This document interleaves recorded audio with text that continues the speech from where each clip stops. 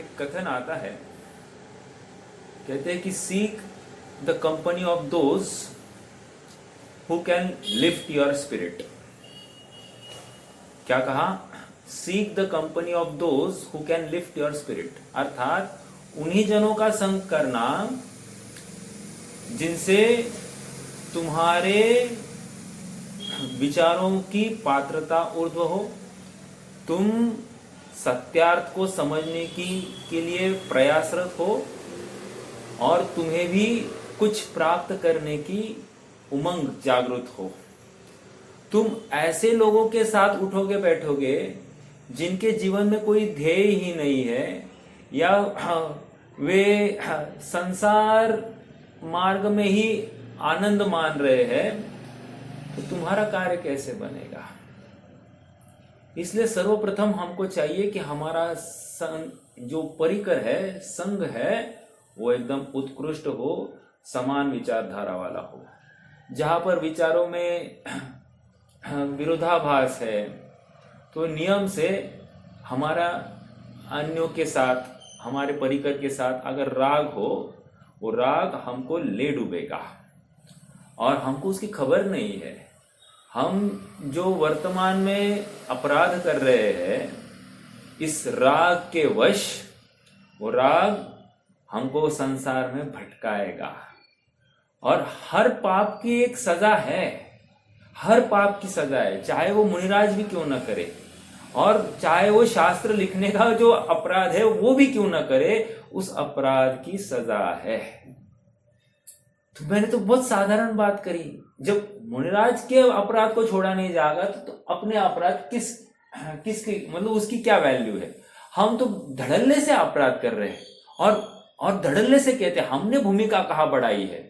और एक भूमिका बढ़ाई नहीं तो भूमिका बढ़ाने के लिए तुम्हें कुछ तो करना पड़ेगा ना। देखो किसी को मैनेजर बनना है, तुम भूमिका बढ़ानी है कि नहीं, उसको पगार अपना बढ़ाना है कि नहीं, पगार बढ़ाने के लिए क्या करना पड़ेगा, मैनेजर जैसे सोचना पड़ेगा कि नहीं। बहुत लॉजिकल बात रख रहा हूं। उसी प्रकार जिसको मोक्ष मार्ग में अभी मैनेजर हुआ नहीं है, लेकिन आज असिस्टेंट होगा, असिस्टेंट होते हुए भी वो मैनेजर के अभाव में मैनेजर जैसा काम करके दिखाए, तो उसको कोई मैनेजर के पोस्ट पर रखे। पहले करके दिखाना पड़ेगा। पहले वो एक अपने होश, वो जुनून हमारे में होना चाहिए कि हम ये कर सकते हैं, और वो करने का यत्न करना पड़ेगा। और मैं कर सकता हूं, ये पूरी मुझे होश हवास होगी और उसी के लिए मैं निरंतर प्रयासरत रहूंगा, तब जाकर मुझे कोई उपलब्धि होगी। उसी प्रकार मोक्ष मार्ग में यहाँ पर दिन रात मेरा इवैल्यूएशन चालू है कि मैं क्या कर रहा हूं और मुझे क्या करना चाहिए। एट द सेम टाइम मेरे और अधिक आगे बढ़ने के लिए इस मार्ग में और किनका संग करना और किनका नहीं करना, इसका भी मुझे निर्णय करना पड़ेगा। जस्ट बिकॉज वो बुलाते हैं इसलिए मैं संग करूं, ये बहुत गलत है, अपराध है, अपराध। हम नहीं समझ रहे। आज उदय अनुकूलता का है, इसलिए हमको उस संबंधी कोई भी जटिलता या कठिनता या उसका फल का हम भाव भाषण नहीं कर पा रहे हैं। लेकिन सुनो, भविष्य में ये फल तुम्हें ले डूबेगा।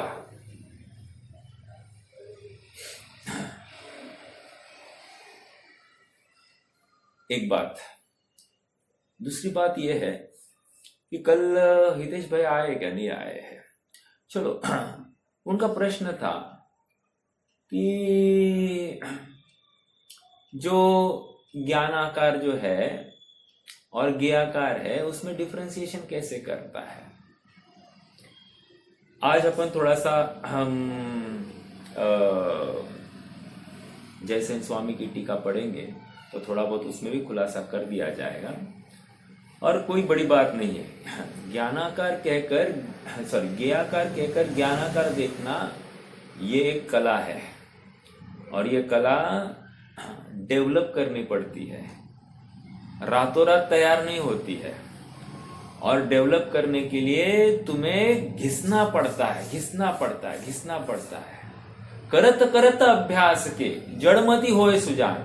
तुम आज ही बैठकर कहोगे अरे ये तो बहुत मुश्किल है, ये तो नहीं होगा मेरे से, नहीं होगा, ऐसे कैसे? तुम्हें सुखी होना है कि नहीं? आज और एक किसी का फोन आया था श्रेयांश को, सब 10th हो गया, अभी हमको क्या करना? तो उन्होंने कहा मुझे XYZ CA करना है। तो श्रेयांश ने उसको पहला प्रश्न पूछा, तुम्हें CA क्यों करना है? पहले भी ये प्रश्न का उत्तर दो, क्यों करना है? किसी ने तुम्हें कहा है, क्या है, या अन्य जगह पर तुम्हें ऐसा क्या अच्छा नहीं दिखाई दे रहा है जो यहाँ पर अच्छा दिखाई दे रहा है? ये तुम विचार करो। वैसे ही हमको धर्म क्यों करना है, पहले ये प्रश्न हमको पूछना चाहिए, और वो पूछकर उसका समाधान ये आए कि मुझे सर्वांग सुखी होना है, अर्थात शरीर ये मेरे सुख का कारण नहीं है, ये संयोग मेरे सुख का कारण नहीं है, ये अनिष्टता मेरे दुख का कारण नहीं है, ये विपरीत संयोग मेरे दुख का कारण नहीं है, एकमात्र मेरा शुद्धात्मा ही मेरे सुख का कारण है, और शुद्धात्मा संबंधी भ्रम जो है वो मेरे दुख का कारण है। ये इतनी एनालिसिस और ऐसा यथार्थ अभ्यास करने के लिए मैं शास्त्र अभ्यास कर रहा हूं। हाँ, और एक बात कह रहा था, कदाचित हमको योग्य संग नहीं मिला, हमारे स्पिरिट्स, हमारा उत्साह, हमारा पुरुषार्थ बढ़ाने के योग्य संग नहीं मिला, तो क्या करना? तो कह रहे शास्त्र है ना, शास्त्र का ही संग करना, वो तुम्हें पार कर देगा।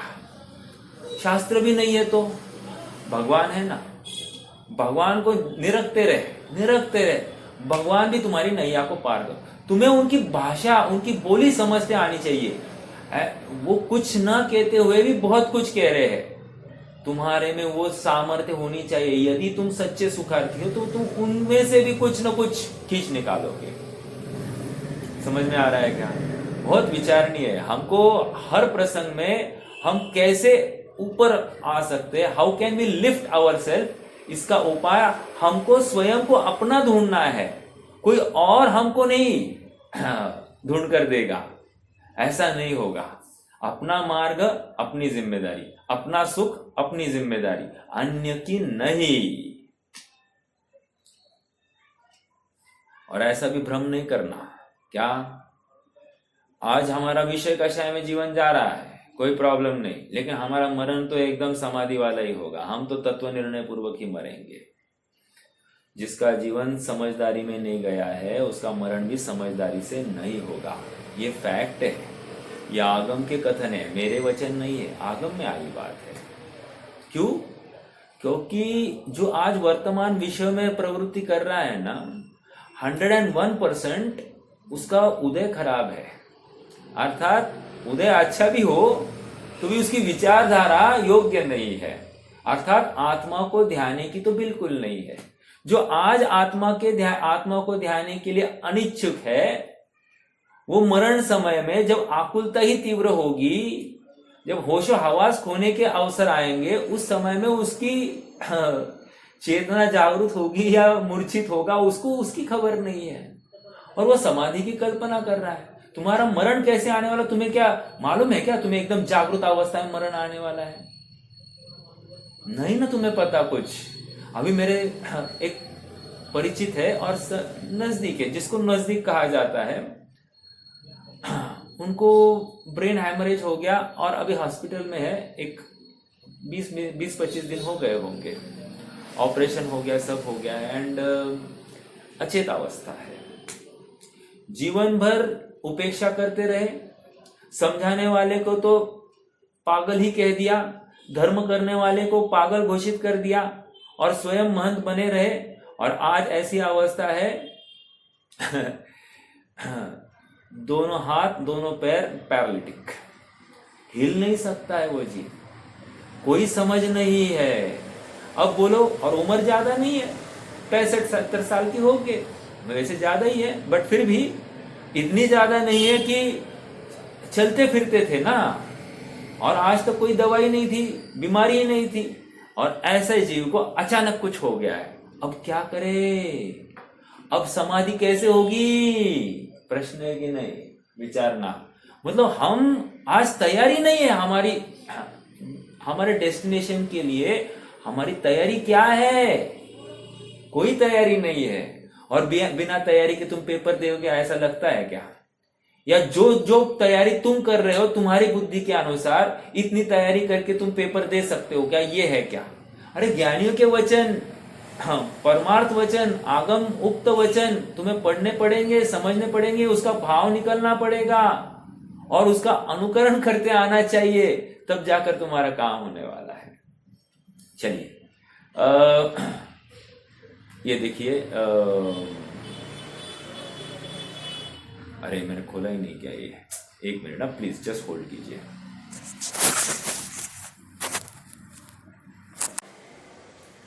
न हि आगमेण सिद्ध्यति सद्दहणं यदि विणत्यर्थेषु सद्दहमाणो अर्थे असंजदो वाणनिवादी जिनागम से अर्थ का श्रद्धान ना सिद्धि नहीं, श्रद्धान हो पर असंयत निर्वाण को पाता नहीं। देखो यहाँ पर जो पहला पॉइंट था क्या, ज्ञानाकार ज्ञेयाकारों से मिलित विशद एक ज्ञानाकार आत्मा की प्रतीति नहीं करता। मेरा आप सबसे प्रश्न है, विशद का अर्थ क्या लेना है? कोई बता सकता है? किसी ने पूछा भी नहीं मुझे, मैंने बताया भी नहीं अभी मैं पूछ रहा हूं, विशद का अर्थ क्या? विशद एक ज्ञानाकार का, क्या कहा, ज्ञानाकार का अनुभव प्रतीति नहीं करता।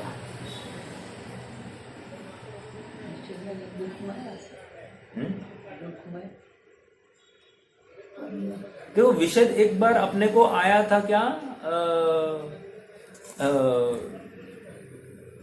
विशद है प्रवचन सार में आया है, इसकी हिंदी अनुवाद विशद किया गया है, या फिर प्राकृत की भाषा में आया होगा विशद। ठीक है, मैं अगर मेरा बस चला तो मैं ढूंढ कर भी दिखाऊंगा। बट विशद का अर्थ क्लियर, साफ, साफ साफ, रुको ना बाबा तो साफ, जिसको साफ कहते हैं। अभी साफ का कोई सुना ही नहीं देता, कैसे? उपयोग जरा शार्प रखो, उपयोग इधर उधर भटकेगा तुम्हें ये बात नहीं समझ में आएगी, बहुत शार्प चाहिए। तो क्या कह रहा हूं मैं, विशद मतलब साफ होता है। आईना कैसा होता है? साफ होता है। आईने में कचरा झलका तो क्या हो गया, कचरा आ गया क्या आईने में? नहीं आया। क्यों नहीं आया? क्योंकि विषय आईना साफ ही रहता है। उसी प्रकार इस ज्ञान दर्पण पर कुछ भी झलका, गे झलका, इसका मतलब वो गे इस ज्ञान दर्पण में नहीं प्रवेश कर गया है। ये ज्ञान दर्पण ज्ञानमय ही रहा है, ये पकड़ में आना चाहिए। आप कितने जन मुझे पकड़ रहे हो, ये पॉइंट इंपॉर्टेंट है। और ये जिसको समझ में आ गया ना, उसको ज्ञानाकार और ज्ञेयाकार में अंतर करने की वो कला आ गई। समझ में आ रहा है क्या? फिर से जिस प्रकार आईने में गंदी से गंदी वस्तु झलक गई, तो मान लो विष्टा झलक गई, तो क्या हो गया? वो विष्टा थोड़ी आईने में प्रवेश कर गई, बस वो है, दिख रही है, दिखने से आईना थोड़ी खराब हुआ। उसी प्रकार आत्मा रूपी दर्पण, ज्ञान रूपी दर्पण के ऊपर जितने भी गेय है, वे गेय झलकने से ज्ञान थोड़ी खराब हो गया। तो वो जो ज्ञान आकार ही रहा है, ऐसा यहां पर समझना। अब जिसको ये निर्णय हो गया ना, ज्ञान आकार में कोई गेय का कुछ आया ही नहीं है, ये तो ज्ञान का ज्ञान आकार ही रहा है, ऐसा जिसको विश्वास है, ऐसा जिसको प्रतीति है, वो क्या करेगा? वो ज्ञेयाकार से अपना उपयोग को हटाएगा।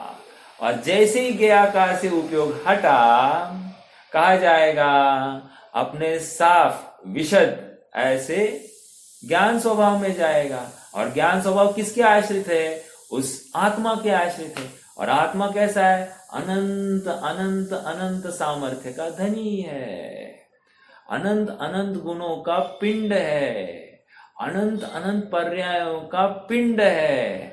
ऐसे आत्मा को वो समग्रता से ध्यान करता है। हाँ, रुचि तो चाहिए, मात्र बोलने से काम नहीं होता, वो रुचि भी चाहिए, वो धगज भी चाहिए, वो जुनून चाहिए। समझ में आ रहा है क्या? कुछ ना कुछ प्राप्त करना है, ऐसी जिसको एक निरंतर एक धगज उसको बैठने नहीं दे रही चैन से, वो उस जाति की धगज है। जैसे कोई अर्थार्थी होता है, पैसा जिसको कमाना है, उसको धन कमाए बिना चैन से बैठा ही नहीं जा रहा है। जिसके ऊपर बहुत कर्जे का भार है, उसको क्या है, वो कर्जा सहा नहीं जा रहा है, वो उसको घर में एक मिनट बैठा नहीं जाता, वो हर प्रकार से अर्थार्जन के स्रोत ढूंढता है।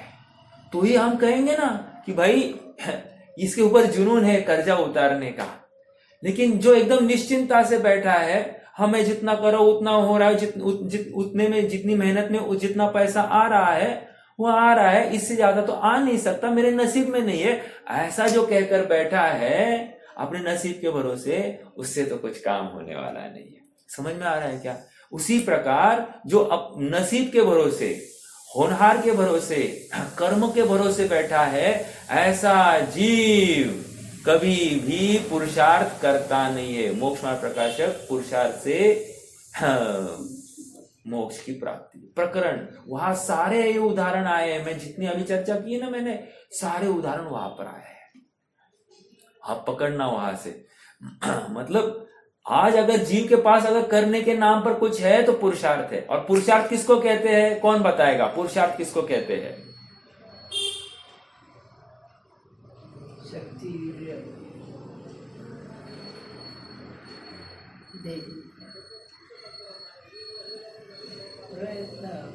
तत्व विचार। और तत्व विचार निरंतर करता है। तत्व विचार स्वतत्व पर तत्व, स्वतत्व पर तत्व, जीव तत्व अजीव तत्व, ऐसा निरंतर भिन्नता करता है। ऐसा भेद विज्ञान करने की जिसके पास वो एक स्किल डेवलप हुई है, वो स्किल, उसको तत्व विचार, उस तत्व विचार को पुरुषार्थ कह रहे हैं। इस तत्व विचार के बल पर ही जीव सम्यक्त्व को प्राप्त करेगा, क्योंकि तत्व विचार वही करता है जो रुचिवंत है। जो रुचिवंत नहीं है वो एक आध दिन में एक आध बार हाँ भेद विज्ञान कर रहा था, मैं थोड़ा सा विचार किया, थोड़ा सा, अरे भाई साहब 24 घंटा करना है, थोड़ा सा नहीं। आप पकड़ रहे क्या मेरी बात को? तब जाकर हम उसको तत्व विचार के दायरे में लेंगे, नहीं तो तत्व विचार नहीं है वो मात्र दिखावा है, बुलावा है। समझ में आ रहा है क्या? हाँ जी, विषय बुलाते हैं लेकिन जाने का नहीं, बिल्कुल सही है। भोग सामने है लेकिन भोगने का नहीं, ये है ताकत। और ये किसके बल पर है? तत्व विचार के बल पर, कि ये विचार मैं नहीं, मेरे लिए सुख का कारण नहीं है, फिर उसमें वैल्यू ही नहीं देखना। और जो मेरे लिए सुख का कारण है उसके लिए सब कुछ समर्पित कर देना। देखो विशद का एक अर्थ किया, और एक शब्द आया अंकुशित। अंकुशित आया है क्या यहां पर?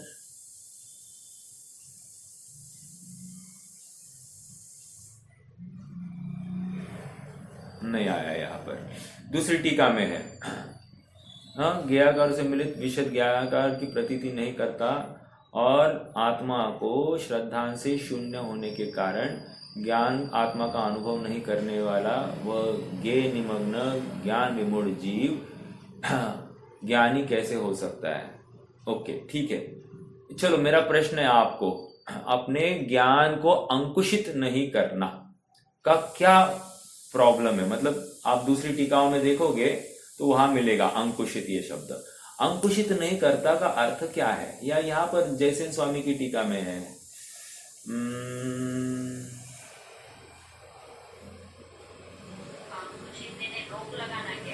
हाँ, बहुत अच्छा। अंकुशित मतलब रोक लगाना, नियंत्रित करना। अब मूल शब्द अंकुश कहां से आया मैं आपको समझाता हूं।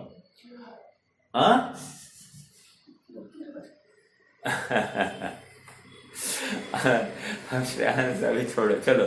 अंकुशित मतलब नियंत्रण में रखना। क्या कह रहे हैं? जैसे हाथी होता है, हाथी है ना, तो हाथी क्या करता है, हाथी को कंट्रोल में रखने के लिए ना उसके फोरहेड के ऊपर उसका चमड़ा इतना हार्ड और ये होता है कि उसको कितना भी पीटो उसको कुछ लगती ही नहीं है, उसको भैंस को उनको लगता ही नहीं है। तो उनको कंट्रोल में रखने के लिए ना एक थोड़ा सा ना मार्किंग किया जाता है, थोड़ा सा ना वहां पर ऐसा एक क्या कहे उसकी छाल को कट किया जाता है, और कट इस प्रकार से किया जाता है कि अब वो महावत उसको कंट्रोल करना है ना, तो वो उसको मात्र उस जहां पर उसको उसकी छाल कट की है ना उसको थोड़ा सा डंडे से दबाता है तो ये दबक जाता है। मतलब ये जो स्वच्छंदता से प्रवृत्ति हो रही थी वो अचानक अब कंट्रोल में आ गया। तो इसको कंट्रोल में लाने के लिए अंकुश लगाया जाता है, शब्द वहां से आया है। उसको उस हाथी को कंट्रोल में रखने के लिए अंकुश लगाया जाता है। हमको लगता है कि अंकुश मतलब हंटर नहीं होता, उसको भी अंकुश कहते हैं क्योंकि उसके माध्यम से उसको कंट्रोल में लाया जा रहा है। बट हाथी को कंट्रोल में लाने के लिए यह व्यवहार चलता है। मैं ये इतनी बात क्यों कर रहा हूं, ये बात इसलिए कि ये अपनी ज्ञान पर्याय जो है ज्ञाकारों से मिली तो ज्ञाकारों से मिलकर उनमें ही मिल जाता है, उसको अंकुशित नहीं करता है, उसको वहां से रिटार्ड नहीं करता। फिर से वापस ये ज्ञानाकार है, ये ज्ञाकार नहीं है, ये ज्ञ मिश्रित नहीं हुआ है, ऐसा निर्णय नहीं करता, इसलिए अंकुशित नहीं है इसका ज्ञान उपयोग, और इसलिए ये भ्रम को प्राप्त हो गया, मोह राग द्वेष को उसकी वजह से प्राप्त हो गया। इसने मार्गदर्शन योग्य प्रकार से नहीं किया आत्मा को, इसलिए इस ज्ञान को अपराधी कहा जाता है। ओके, समझ में आ रहा है क्या? आइए अब जयसेन स्वामी को भी पढ़ना है अपने को। हाँ जी, देखो आचार्य जयसेन तात्पर्य वृत्ति टीका में इन गाथा के भाव को दीपक के उदाहरण से इस प्रकार स्पष्ट करते हैं। यह बहुत संक्षेप में दिया है, मैं थोड़ा सा इलैबोरेट भी करूंगा तो आपको थोड़ा सा और भाव भाषण भी होगा। कुएं में गिरने से बचना ही हितकर है, बराबर है क्या? क्यों सब कुएं में गिरेगा तो क्या होगा? क्या होगा मतलब क्या, गिर जाएगा तो लगेगा नहीं क्या? तो कुएं में गिरने से बचना ही हितकर है। इस प्रकार ऐसा बोलूं क्या, गाड़ी से गिरने से बचना ही हितकर है। अब कैसे, अब समझ में आ रहा है क्या? अब गाड़ी से गिरेगा तो क्या होगा? अरे सर फूटेगा, पैर फूटेगा, कदाचित जान भी जा सकती है, सब कुछ हो सकता है। अभी भाव भाषण हो रहा है क्या? ये कुएं का हमको भाव भाषण नहीं हुआ, जान जा सकती है ऐसा तो बिल्कुल लगा नहीं। अब इसलिए मैंने कहा गाड़ी से गिरने की बात करी। ओके, हम अपने आज के उदाहरण लगाने पड़ेंगे ना, वहां उस टाइम के उदाहरण लगाए आचार्य देव ने। आज के परिप्रेक्ष्य में ये उदाहरण थोड़ी सी वैलिडिटी कम होती होगी तो फिर अपन थोड़ा सा और तीव्र उदाहरण लगाएंगे जो अपने को समझता है। तो कुएं में गिरने से बचना ही हितकर है। इस प्रकार की श्रद्धा से रहित व्यक्ति का दीपक क्या कर सकता है? मतलब क्या समझ में आ रहा है क्या? वो व्यक्ति है, उस व्यक्ति के हाथ में दीपक है, दीपक ले, अंधेरी रात है, अंधेरी रात में दीपक लेकर चल रहा है और गड्ढा सामने आया और गिर गया। समझ में आया? मतलब गाड़ी है, गाड़ी को हेडलाइट है, अंधेरी रात में चला है लेकिन गड्ढा ही नहीं देखा, गिर गया। क्या फायदा हेडलाइट का? समझ में आया क्या? कोई फायदा नहीं हुआ। मान लो कोई जैन है और उसके पास आगम का पूरा ढेर लगा है लेकिन आगम पड़ता ही नहीं है, क्या फायदा? कोई फायदा नहीं। समझ में आया? जागो चरण जागो, हेडलाइट चालू करो, है ना, हेडलाइट चालू करो। एक पहला उदाहरण। दूसरा उदाहरण, दूसरा पॉइंट नंबर 2, स्टेप अहेड। मान लो आगम रूपी हेडलाइट तो चालू कर दी है, आगम रूपी हेडलाइट तो चालू कर दी है लेकिन आगम के पास ही देखता है, मतलब हेडलाइट के पास ही देख रहा है और गाड़ी चला रहा है। अब क्या होगा सर? आगम के मतलब हेडलाइट चला रहा है और लेकिन गाड़ी चला रहा है और हेडलाइट के पास ही देख रहा है, अपर लगा रहा है, डिपर लगा रहा है, कुछ तो कर रहा है, हेडलाइट चल रही है कि नहीं चल रही है यही देख रहा है, वहां की कम फोकस है, यहाँ का ज्यादा फोकस है, यही देख रहा है और गाड़ी चला रहा है। क्या होगा? अभी भी गड्ढे से तो बच नहीं सकता, गड्ढे में जाकर गिरना है, मतलब शास्त्राभ्यास किया, लेकिन शास्त्राभ्यास ऐसा नहीं किया कि मैं गड्ढे में नहीं गिरूं, अर्थात शास्त्र की तरफ ही, उन शब्दों में ही अटक गया, उन उदाहरणों में अटक गया, उसके आगे निकला ही नहीं। जैसे भरत बाहुबली का चरित्र देखा, आदि पुराण के माध्यम से सब समझ में लिया, और कैसे भोग, क्या भोग, ऐसा वैसा सब ठाट बाट ही इसके ज्ञान में है। इसको उसके पीछे उनका परिश्रम, उनका आत्मा आश्रय, आत्मा के प्रति श्रद्धा, उनके दया भाव, उनका दान करने की वृत्ति, दान की अनुमोदना, मोक्ष मार्ग की अनुमोदना, ये दिखाई नहीं दिया। हाँ, मात्र आगम देख कर मस्त मजा है यार, इनको 365 दिन खाने को मिल रहा है, 365 रसोई है, अलग अलग टीम, और एक रसोईया 365 दिन तक मेहनत करता है, तब एक दिन की रसोई बना सकता है। वाह क्या मजा है यार। और हमको इधर एक दिन भी खाना है तो हमको कितनी मेहनत करनी पड़ती है। चलो क्या पुण्य, क्या पुण्य, ये उसके ऊपर रीझ जाता है, लेकिन आत्मा की महिमा नहीं आती, राइट। या जिस आत्मा की महिमा के बल पर उसको, जिस सम्यक्त्व के बल के पीछे जो शुभ भाव, वो पुण्य बना रहा था, उस पुण्य के बल में ये सब मिला है, ये इसको समझ में नहीं आ रहा है। ठीक है, एक बात और, कदाचित कोई कहे, दूसरा एंगल भी हो सकता है ना, पुण्य किंचित करे, क्या तो फायदा है इसका, ये भी मरने वाला ही है ना, सब छूटने वाला है, ऐसा कहकर उपेक्षा कर बैठता है। वो भी आत्मा को तो नहीं देखता है, उस चरित्र को देखता हुआ आत्मा को नहीं देख रहा है, तो गया काम से। मतलब क्या, हेडलाइट चालू है, पहला उदाहरण में हेडलाइट ही चालू नहीं की, ऐसा भी लगा सकते हैं। दूसरे उदाहरण में हेडलाइट चालू की और हेडलाइट के पास ही ध्यान है, तो क्या होगा, एक्सीडेंट तो होगा ही होगा। ओके, दूसरा पॉइंट। अब तीसरा पॉइंट, तीसरे ने क्या किया, हेडलाइट चालू की, ओके, गाड़ी चला रहा है, हेडलाइट मतलब दीपक, यहाँ प्रकरण दीपक का है, दीपक, हेडलाइट चालू की, गाड़ी चला रहा है, आगे भी देख रहा है, लेकिन उसको आगे बहुत कुछ दिख रहा है। हाँ, कॉलेज, यहाँ फर्ग्यूसन कॉलेज दिख रहा है, यहाँ पर कोई संग्रहालय दिख रहा है, रास्ते पर लोग दिख रहे हैं, कोई महिलाएं दिख रही है, सुंदर लड़कियां दिख रही है, इधर मंदिर दिख रहा है, उसको बहुत कुछ दिख रहा है।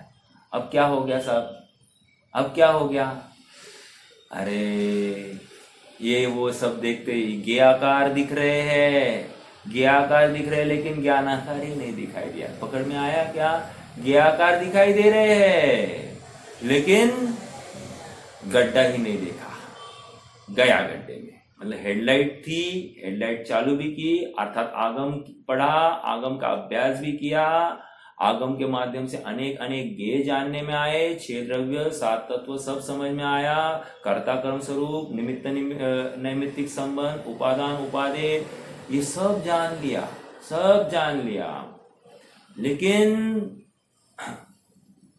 उनमें वो आत्मा नहीं देख पाया।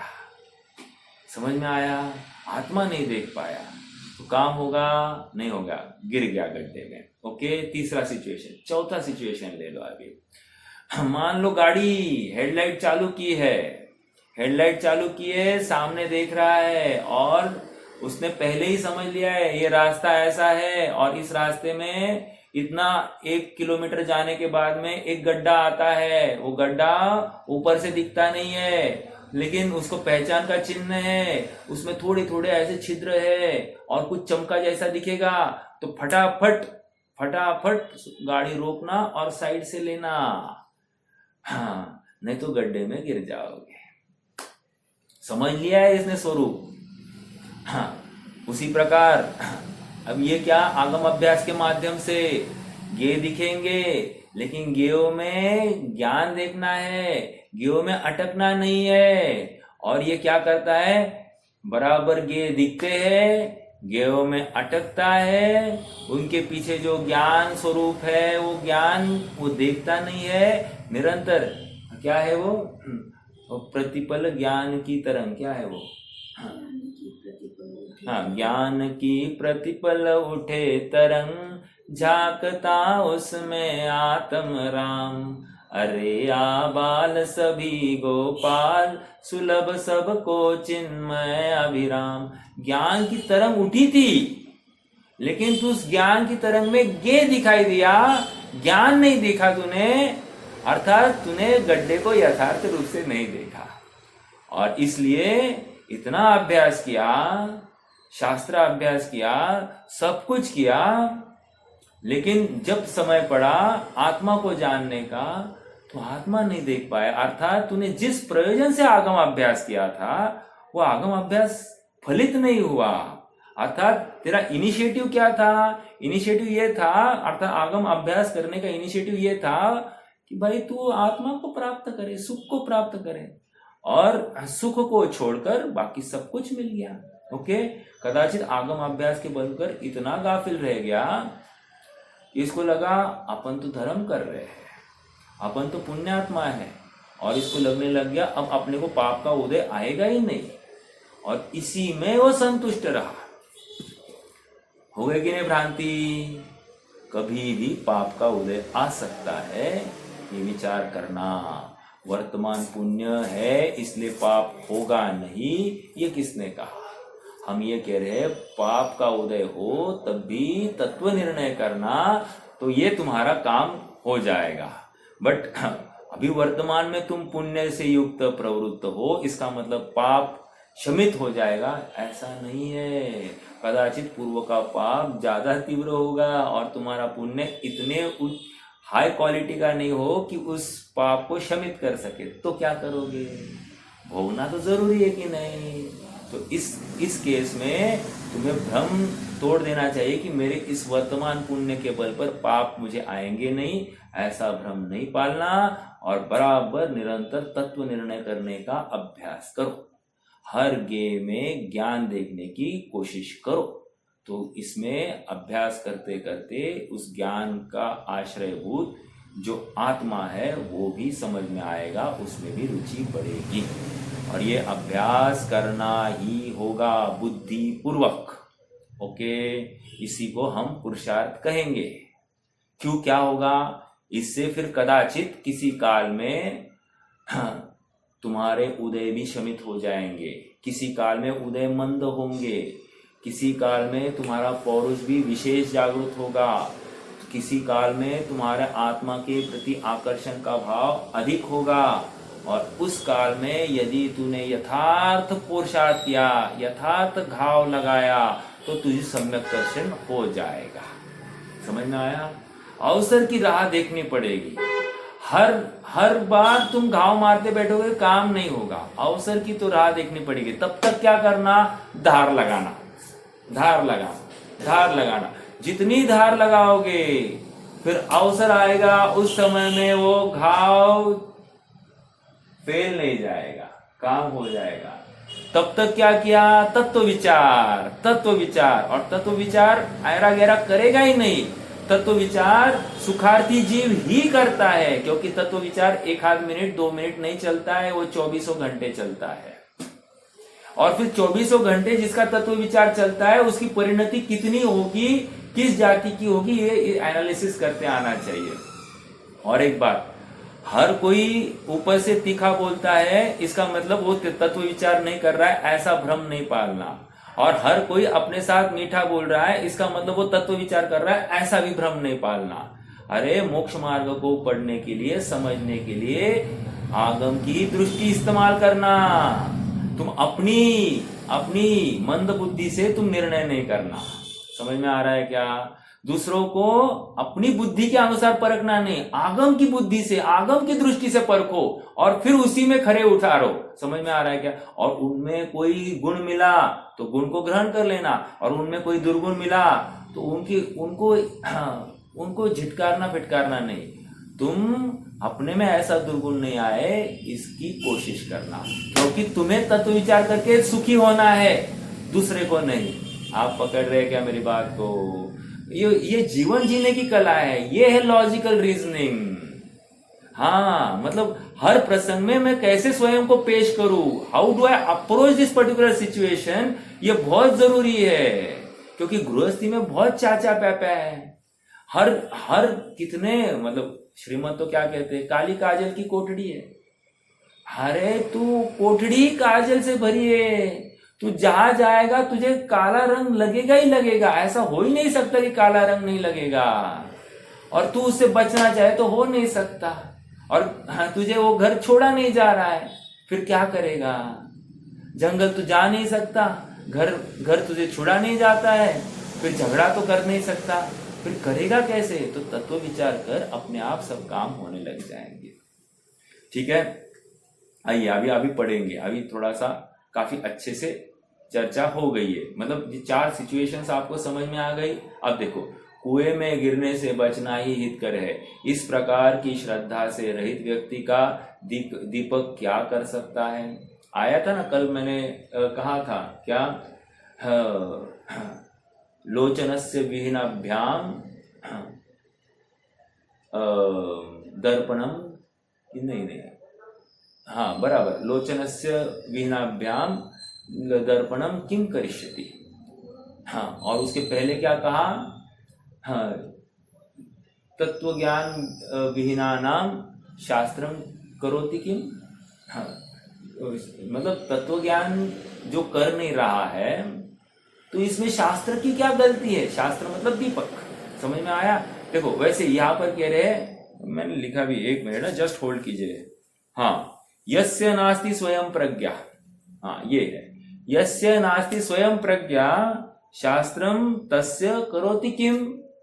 शास्त्र उसके लिए क्या कर सकता है जो स्वयं तत्व विचार नहीं कर रहा है, स्वयं अपने उपयोग को नहीं लगा रहा है, स्वयं अपने ज्ञान स्वभाव को नहीं ध्यान रहा है। लोचनस्य विहीनाभ्याम दर्पणम किम करिष्यति। दर्पण क्या कर सकता है? किसी को आंख ही नहीं है तो दर्पण अभी उसको कैसे चेहरे दिखाए? नहीं दिखा सकता, बराबर। चलिए, हाँ क्या कहा थे?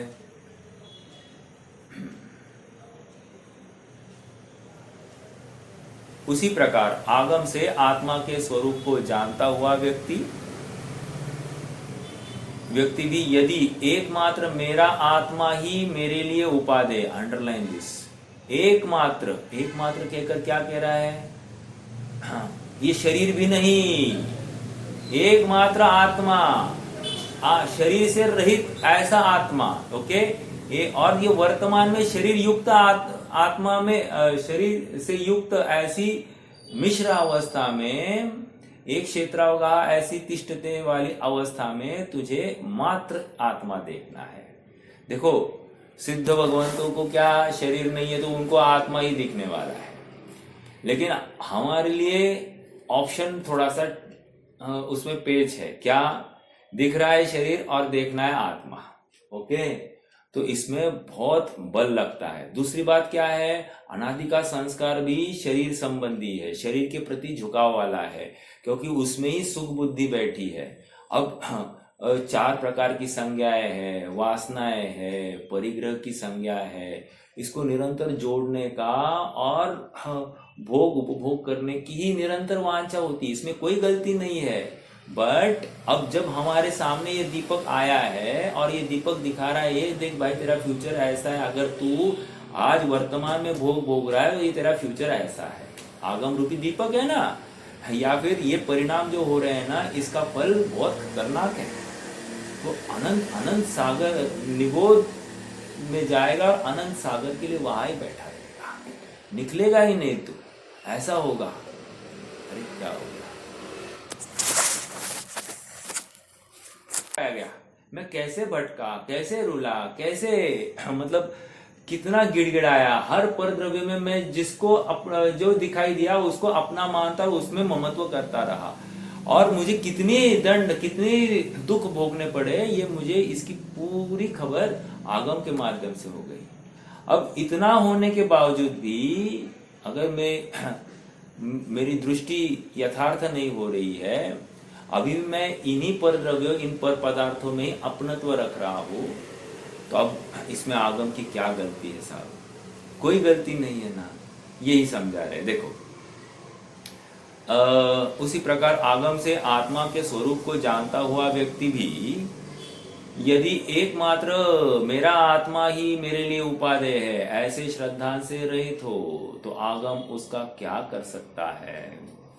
दूसरी बात यह है कि जिस प्रकार वही दीपक सहित पुरुष अपने पौरुष के बल से कुएं में गिरने से बचता नहीं है, क्या कहा, पौरुष के बल से कुएं में गिरने से बचता नहीं है, तो उसका श्रद्धान दीपक व नेत्र क्या कर सकते हैं।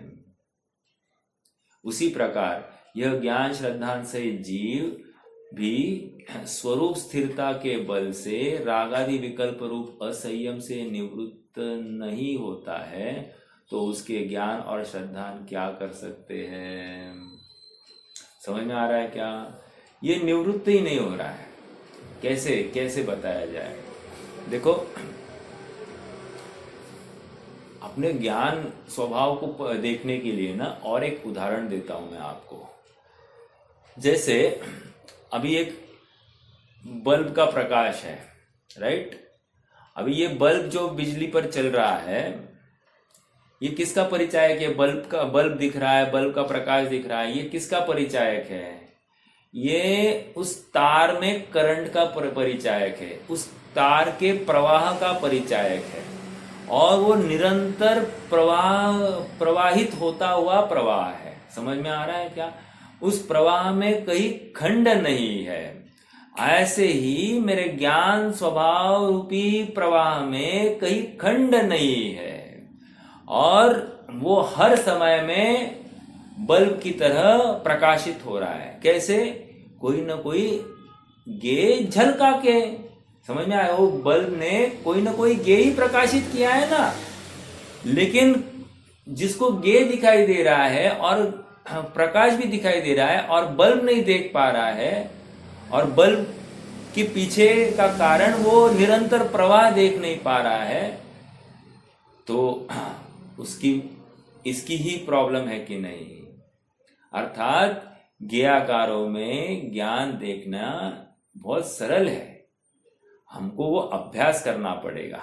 जैसे कोई आवाज सुनाई दी, आवाज सुनाई देते हुए जिस ज्ञान दर्पण पर वो प्रतिभास हुआ है, उस ज्ञान दर्पण में वो आवाज प्रवेश नहीं कर गई है, मात्र एक झलकन हो गई है, और ज्ञान ही वहां पर मुख्य रूप से बैठा है। बस ये ज्ञान जिसको दिखाई दे रहा है, कल भी ज्ञान था, आज भी ज्ञान है, और फिर से भविष्य में भी ज्ञान ही दिख रहा है। ऐसा जिसको अपना ज्ञान स्वभाव निरंतर वर्तता दिखाई दे रहा है, उसको अब स्वरूप की रुचि लगे बिना नहीं रहेगी। अर्थात स्वरूप की रुचि लगती ही लगती है। ओके, वो तत्पर हुआ है, क्योंकि ऐसा पुरुषार्थ करने वाला ठग नहीं हो सकता। ऐसा पुरुषार्थ करने वाला आत्मरुचिवंत ही होता है। आप प्रश्न कर सकते हैं क्या कि साहब ऐसा पुरुषार्थ तो द्रव्यलिंगी भी कर रहा है, क्योंकि यदि वो किसी को ठगाता नहीं है, अगर मायाचारी का भाव नहीं होता, मायाचारी का भाव नहीं है, तभी तो जाकर 9वें ग्रह वेग तक जा रहा है, 31 सागर की आयु मिल रही है उसको। ये मायाचारी के परिणाम से रहित है, तभी तो हो रहा है। अर्थात वो किसी को ठग नहीं रहा है, फिर भी वो मिथ्या दृष्टि कैसे बना रहा। इसकी चर्चा तो हमने की, क्या कि उसने यथार्थ रूप से आत्मा को नहीं ध्याया। अर्थात विकल्प में मैं शुद्ध हूं, मैं बुद्ध हूं ऐसा कहा, और वो विकल्प भी चिंता है ये समझ नहीं पाया। उस विकल्प में जो थोड़ा बहुत आनंद की तरंग आई है, विकल्प करते करते ही आनंद की तरंग आई है, उसी में संतुष्ट हुआ। और हर बार विकल्प करता है, हर बार आनंद की तरंग आती है, और हर बार कहता है कि मुझे अनुभव हुआ।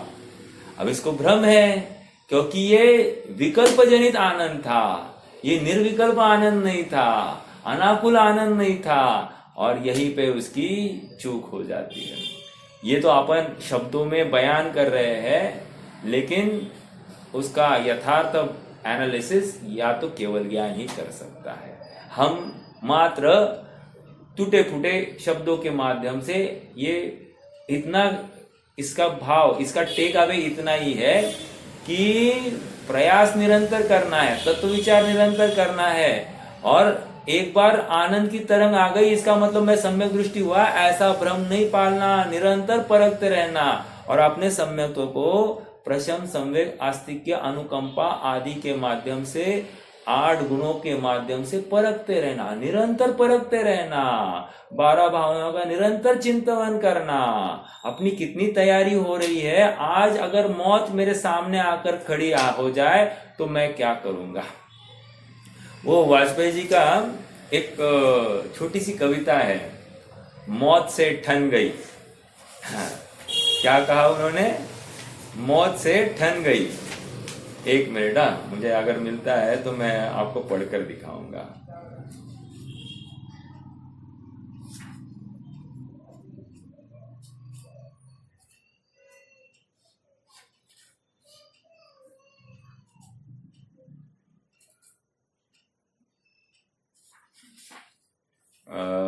काफी दिन हो गए लिखकर एक्चुअली, लेकिन बहुत बढ़िया है उनकी वो पोयम भी।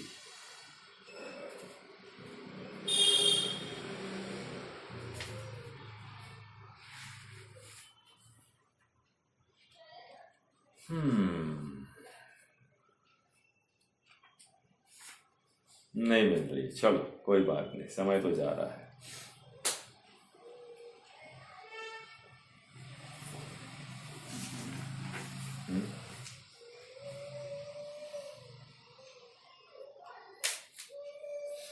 हाँ जी, देखो क्या कह रहे हैं। आइए, दूसरी बात यह है कि जिस प्रकार वही दीपक सहित पुरुष अपने पौरुष के बल से कुएं में गिरने से बचता नहीं है, तो उसका श्रद्धान दीपक व नेत्र दृष्टि क्या कर सकते हैं। उसी प्रकार यह ज्ञान श्रद्धान से जीव भी स्वरूप स्थिरता के बल से रागादि विकल्प रूप असंयम से निवृत्त नहीं होता। क्या कहा, स्वरूप स्थिरता के बल से रागादि विकल्प रूप असंयम से निवृत्त नहीं होता। देखो श्रीमती जी ने हमको ढूंढ कर दे दी। देखो, मौत से ठन गई, क्या कहा, बहुत अच्छा है, थोड़ा सुनना। मौत से ठन गई, जूझने का मेरा कोई इरादा न था, जूझने का मेरा कोई इरादा न था, मोड़ पर मिलेंगे इसका वादा न था। मोड़ पर मिलेंगे इसका वादा, मतलब अभी मिलेंगे ऐसा कोई वादा नहीं था। मतलब वो क्या कह रहे हैं मालूम है क्या, मौत कभी भी आने वाली है। हाँ, हमको लगता है कि अभी नहीं आएगी, इसलिए हम जूझने के लिए तैयार है, राइट। हाँ, मोड़ पर मिलेंगे इसका वादा न था, रास्ता रोककर खड़ी हो गई। अब मौत रास्ता रोककर खड़ी हो गई है। अब देखो आगे क्या कह रहे हैं, ये लगा जिंदगी से बड़ी ही हो गई है, ये मौत जिंदगी से बड़ी हो गई है। मौत जिंदगी से बड़ी कैसे हो सकती है, प्रश्न किया फिर से। मौत की उम्र क्या है, 2 पल भी नहीं है, जिंदगी सिलसिला है आजकल की नहीं है। क्या कहा, जिंदगी सिलसिला है आजकल की नहीं है, अर्थात जीवन तो चलते रहता है, मौत को एक अवस्था है। ये मौत हो गई इसका मतलब मेरा नाश हुआ, ये कहां से लाया। देखो, जिंदगी सिलसिला है आजकल की नहीं है, मैं जी भर जिया मैं मन से मरू, लौट कर आऊंगा खुद से क्यों डरू। क्या कहा, मैं जी भर जिया मन से मरू, मैं मन से क्यों मरू, लौट कर आऊंगा खुद से क्यों डरू। अर्थात बहुत भाव भरा ये आप YouTube पर सर्च कर सकते हैं। हाँ, मौत से ठन गई, ऐसा आप डालोगे हेडिंग तो आपको मिल जाएगी वो कविता वाजपेयी जी की। जूझने का मेरा कोई इरादा न था और मोड़ पर मिलेंगे इसका वादा न था। कितनी बड़ी बात है ना, मतलब हम तैयार तो हमेशा रहेंगे और हमारा जीवन ऐसा होना चाहिए कि हर बार मरेंगे, और मरण इस प्रकार होना चाहिए कि हम खूब जिए। आप पकड़ रहे हैं क्या, खूब जिए और हमने यथार्थ जीवन जिया, अयथार्थ जीवन नहीं। जैसे तिर्यंच जीते ऐसा मेरा जीवन नहीं था। समझ में आया? मेरा जीवन आत्मा के लिए था, आत्म सन्मुख होने के लिए था, आत्मा की रुचि वाला था। ओके, आइए चलो। इससे यह सिद्ध होता है कि परमागम के ज्ञान, लास्ट लाइन ना, इससे यह सिद्ध होता है कि परमागम के ज्ञान, तत्वार श्रद्धान और संयतत्व में से 2 या 1 से मोक्ष नहीं होता। Underline this. यहाँ अपेक्षा बहुत खुल सकती है। चौथे गुणस्थान वाले को मोक्ष नहीं हो सकता, ऐसा कोई कहे, मोक्ष होता है ऐसा कोई कहे तो उसका खंडन हो गया। जैसे मरुदेवी को, ओके, जैसे श्वेतांबर मानते हैं कि भरत चक्रवर्ती को कांच के महल में बैठे बैठे मोक्ष हुआ है। तो ये जो है ये सब क्या है? भ्रांतियां है। ओके, तो घर में बैठे बैठे किसी को मोक्ष नहीं होता है, वो तो संयम भाव अर्थात 3 कषाय चौकड़ी वाला संयम चाहिए ही चाहिए, ये कह रहे हैं। ओके, अर्थात मुनिपना हुए बिना मोक्ष नहीं है।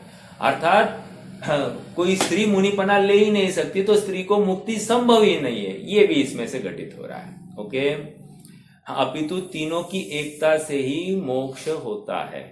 वैसे तो कवि और वृंदावन दास जी इस प्रवचन सार परमागम में सर्वत्र ही सूक्तियों का समुचित प्रयोग करते रहते हैं, फिर भी इस प्रकरण में तो वे कुछ विशेष उत्साहित नजर आते हैं। सुत न कपास करे कोरी सो लठा लठी, जैसे द्रुगहीन नर जेवरी वटतु है, और जैसे मन चंगा तो कटौती माही गंगा आदि लोकप्रिय सूक्तियों की झड़ी लगा देते हैं।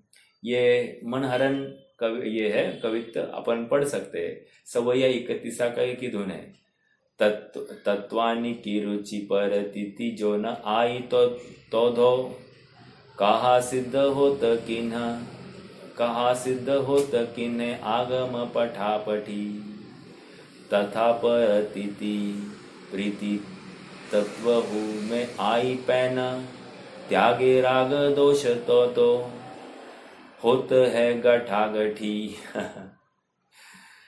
तबे मोख सुख वृंद पाए है कदापि नाही, ताते तीनों शुद्ध गहु छोड़ी के हठाहठी, जो तू इन तीन बिन मोक्ष सुख चाहे तो है, सुत न कपास को करे कोरी सो लठा लठी, सुत न कपास करे कोरी सो लठा लठी।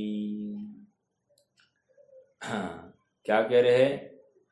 न कपास ही था, पर जो कपड़ा बनाने के लिए कोरी के साथ लठा लठी लाठियों से झगड़ा कर रहा था।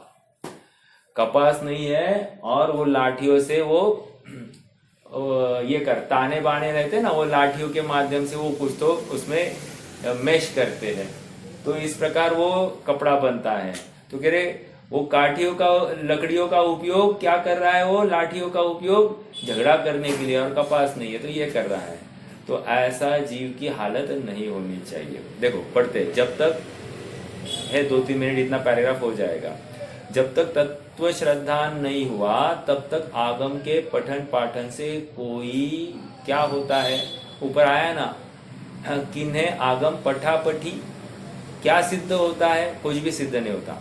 यदि तत्व की प्रतीति भी हुई, तत्व प्रेम भी हुआ, पर राग द्वेष नहीं छोड़े तो क्या होने वाला है?